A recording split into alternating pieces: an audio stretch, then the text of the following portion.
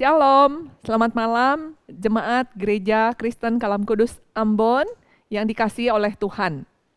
Apa kabar semuanya? Masa yang paling indah dan menyenangkan adalah ketika kita memasuki bulan Desember dan kita bisa menyanyikan lagu-lagu pujian Natal. Tapi mari sebelum kita berdoa, kita bernyanyi, kita boleh sama-sama menyatukan hati, berdoa. Bapa, terima kasih, kami sungguh bersyukur kepadamu. Terima kasih untuk kesempatan yang indah. Kami boleh sama-sama memuji Tuhan, sama-sama berdoa, sama-sama merenungkan firman Tuhan. Dan bertumbuh di dalam pengenalan yang benar akan Tuhan. Terima kasih. Hamba percaya Tuhan yang akan menolong kami bersama-sama, baik jemaat yang ada di rumah maupun juga kami semua yang ada di tempat pelayanan. Terpujilah nama Tuhan, biar hati Tuhan disenangkan dengan ibadah dan pujian kami. Di dalam nama Yesus kami berdoa. Amin. Dengar Malak memuji.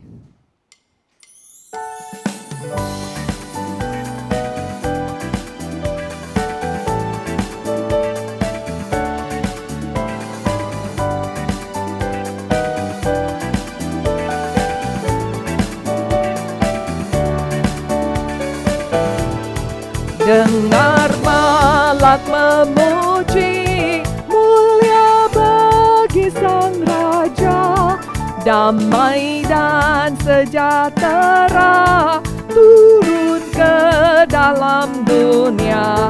Bangsa-bangsa bangkitlah dan bersoraklah serta langit bumi dengarlah.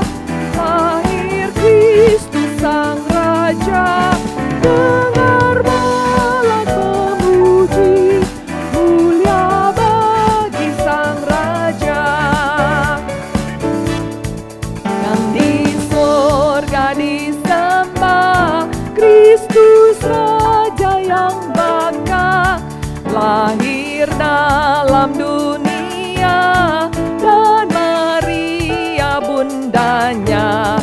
Dalam daging dikenal, firman Allah yang kekal, Yesus bayi yang kecil, nyatalah Immanuel.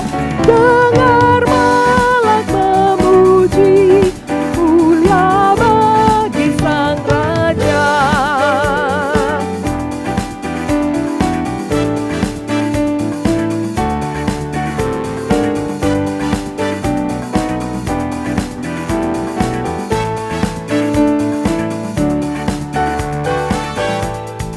Raja damai yang besar, surga hidup yang benar, datang tilik umatnya, beri harapan dalamnya. Siapa pandang dirinya, maut salib diterimanya, agar orang percaya mendapat hidup kekal. Dengar Malak memuji, mulia bagi Sang Raja.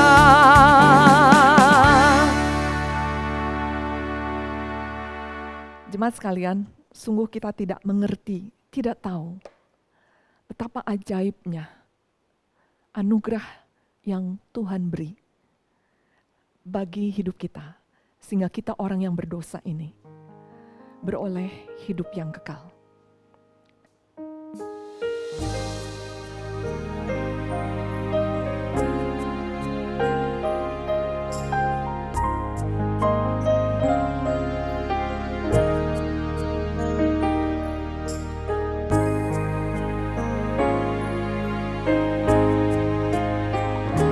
Aku tak tahu yang disembah malaikat, mengapa ia mengasihi dunia. bagaikan gembala cari dombanya, tuntun mereka pulang ke kandangnya. Namun ku tahu dia lahir dari Maria, dibaringkan di dalam palungan, dibesarkan dan bekerja di Nazaret. Ku tahu benar juru selamatku telah datang. Aku tak tahu betapa ia menderita, dan damainya yang menghiburkanku. Hatinya pun hancur di atas salib, mahkota duri sebagai gantinya. Namun ku tahu dia sembuhkan lukaku dan menghapus segala dosaku. Beban berat dijadikannya ringan, untuk manusia Kristus Tuhan telah lahir. Untuk manusia Kristus Tuhan telah lahir.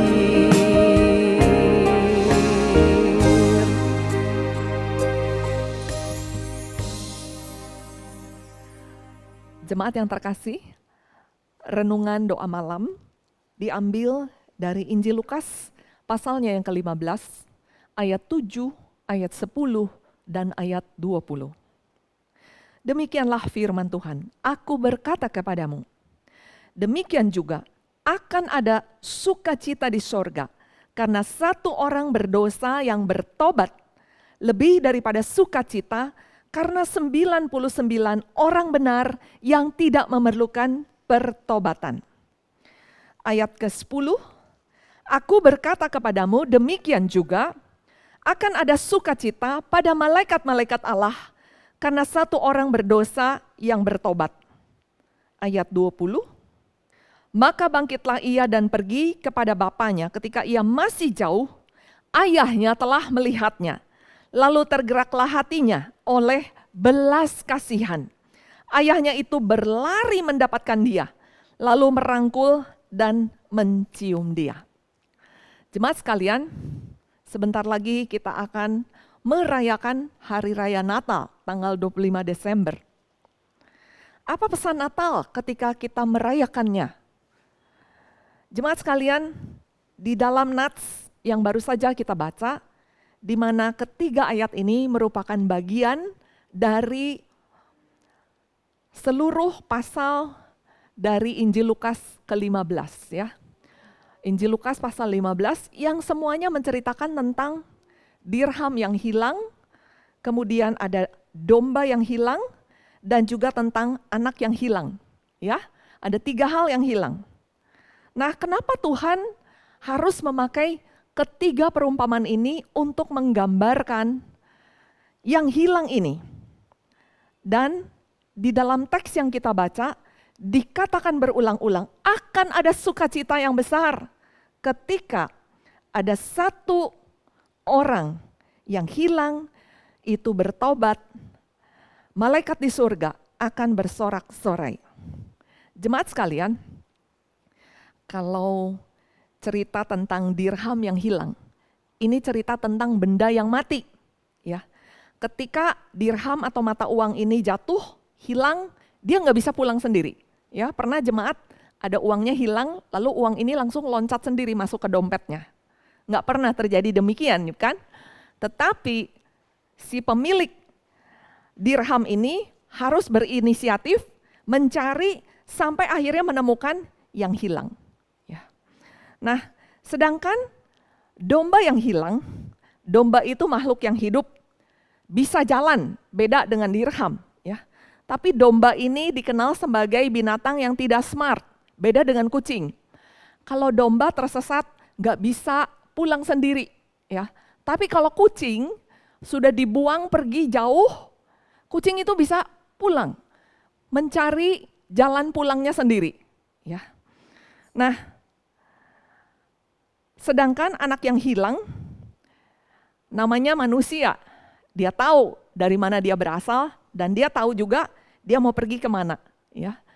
Di dalam perumpamaan ini anak yang hilang, dia pergi meninggalkan bapaknya, meminta harta warisan bagiannya, pergi ke kota lalu kemudian berfoya-foya sampai akhirnya dia jatuh miskin.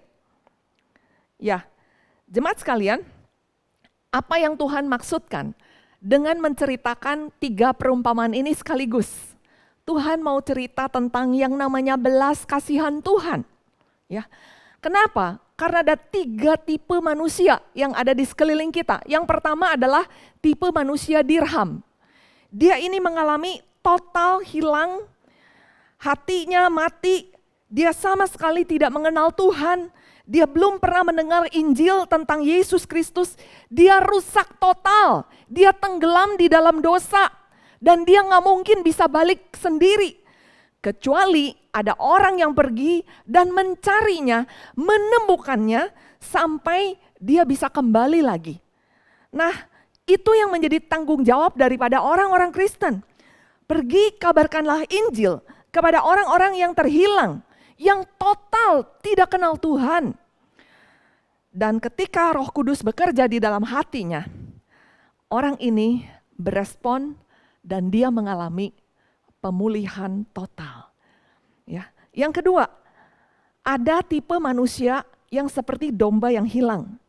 Orang ini sudah tahu, dia sudah pernah dengar tentang Injil. Dia tahu Tuhan itu ada.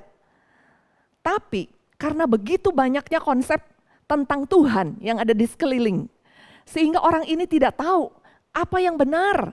Oleh sebab itu, kita perlu memberitakan tentang Allah yang sejati, yaitu Yesus Kristus Tuhan yang sudah datang ke dunia ini, lahir, mati, dan bangkit. Ya. Ketika yang orang seperti ini, kelompok yang digambarkan Tuhan Yesus seperti domba yang hilang, ditemukan kembali. Betapa sukacitanya malaikat di surga. Yang ketiga, Tuhan juga menggambarkan tentang anak bungsu yang hilang. Anak bungsu ini tahu betul sifat papanya. Makanya dia berani pulang karena pegawainya pun pasti diberi makan dengan baik-baik meskipun dia dalam kondisi yang tidak layak. Ya.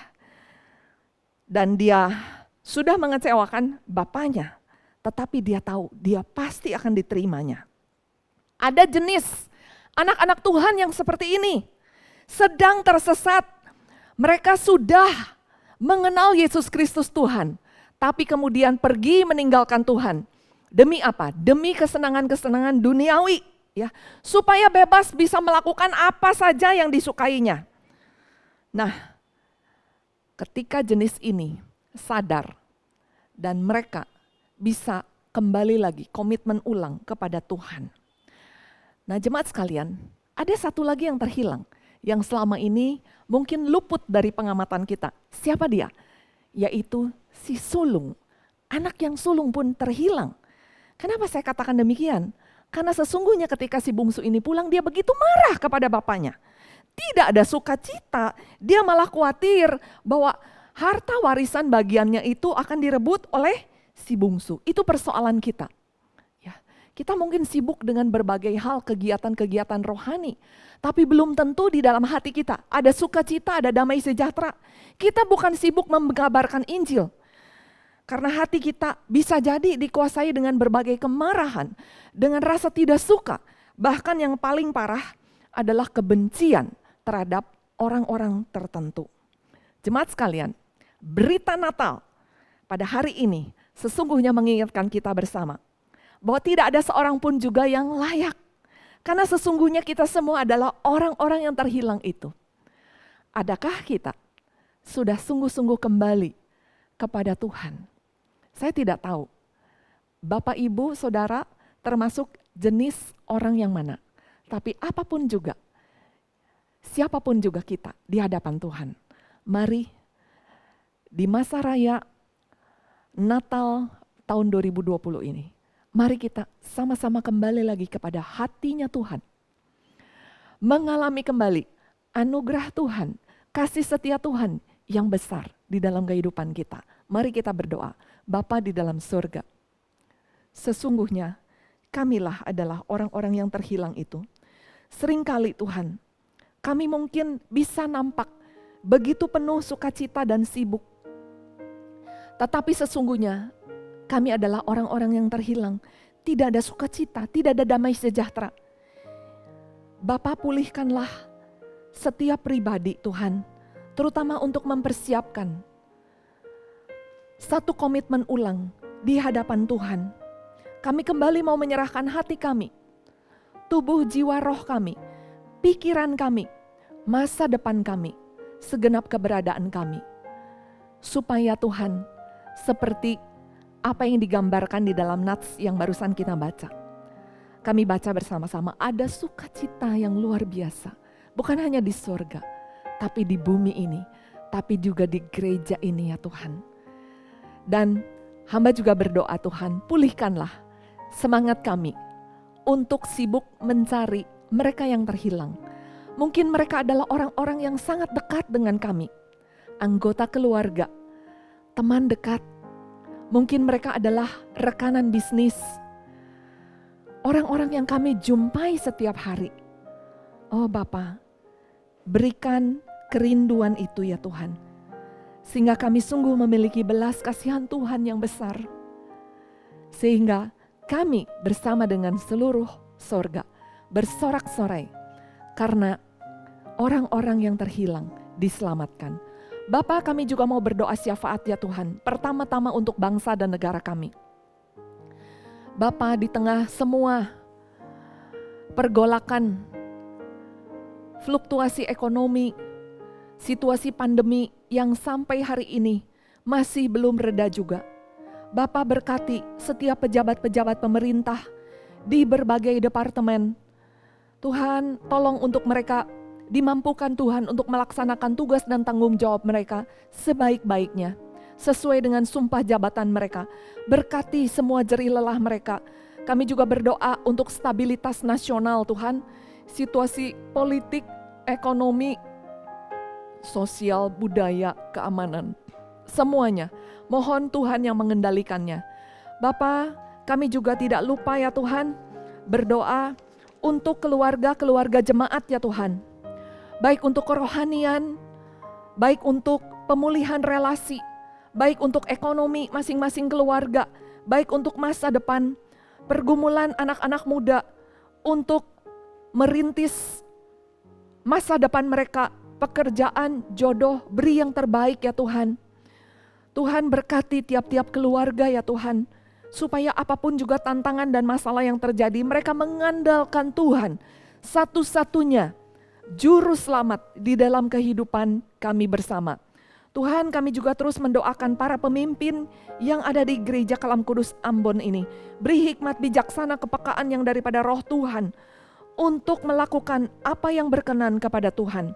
Dan hamba juga berdoa untuk orang-orang tua, mereka yang lemah tubuh, mereka yang letih lesu, yang berbeban berat, yang undur daripadamu.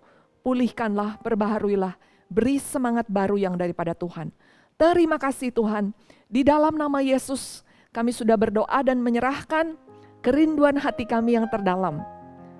Engkau tahu Tuhan, kabulkanlah kiranya semua harapan-harapan untuk tahun 2021. Terima kasih ya Bapa, biar kami berjalan semakin setia, semakin berkenan di hadapan Tuhan. Genapi rencana-Mu, kami berdoa dan mengucap syukur di dalam nama Yesus. Haleluya, amin. Sampai jumpa, Tuhan berkati.